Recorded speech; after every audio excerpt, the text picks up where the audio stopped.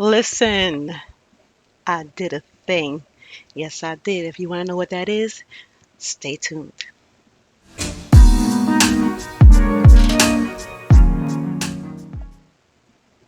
Hey, hi, hola, how you doing? What's up? This is your girl Ashana Renee, and we are back with the Amazon Echo Show, and we are blinging it out today using crystal rhinestones.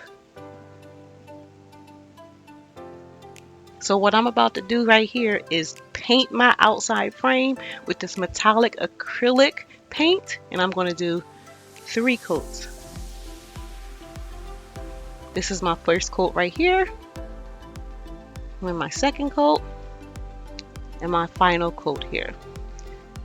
So my design today is a dual honeycomb pattern. So I'm using 20 SS glass rhinestones and 10 SS glass rhinestones in a color rose. I'm going to alternate the 20 SS with the 10 SS going around the perimeter of this show and also the front of it.